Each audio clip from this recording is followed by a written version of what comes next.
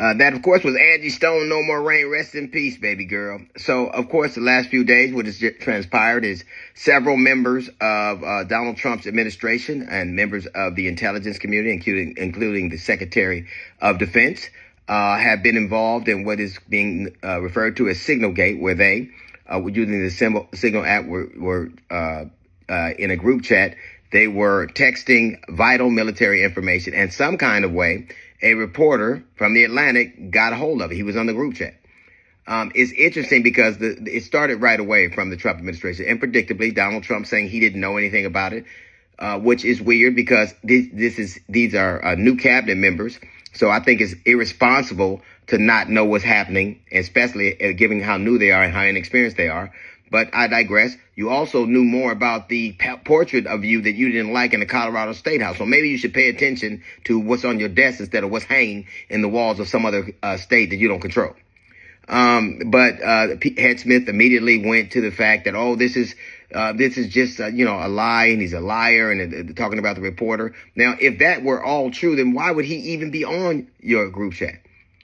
Now, the only thing thin, as most of these cabinet members' resumes, is their skin.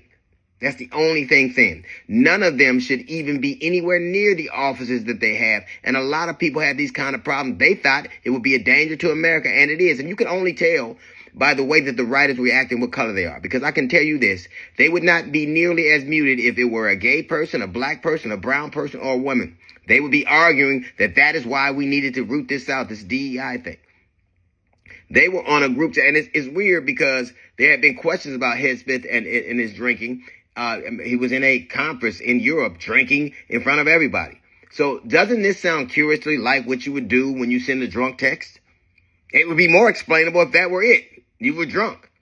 But it's all these people from this administration who are hired because this administration for the better part of 2 months has been has been tearing people's lives apart, rooting people out from long-held jobs under the auspices of making things more efficient, and the antithesis of making it efficient. The problem with the efficiency in their estimation was there were too many people in places they didn't belong, i.e. DEI hires, i.e. affirmative action. There were too many people that were in places they didn't belong, and they were going to root them out.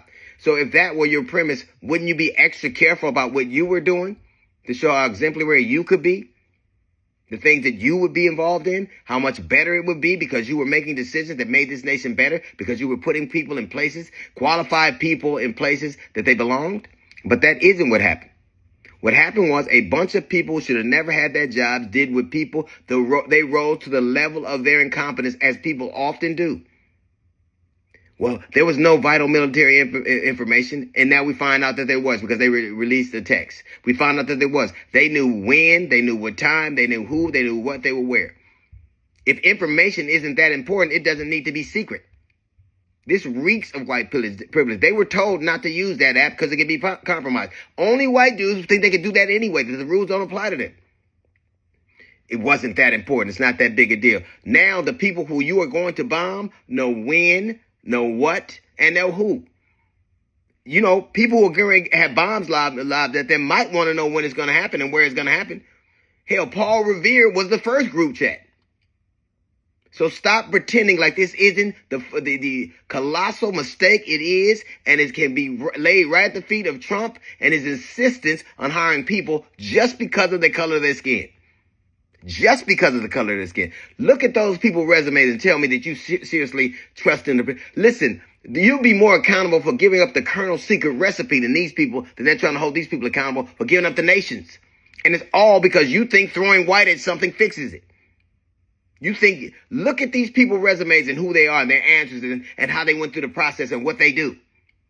They're there because of their loyalty and their skin color. And if you look at the depth of this mistake, the seriousness of the mistake, the incompetence of this mistake, you could only do this, you could only make this colossal of a mistake if you were only hired because of the color of your skin.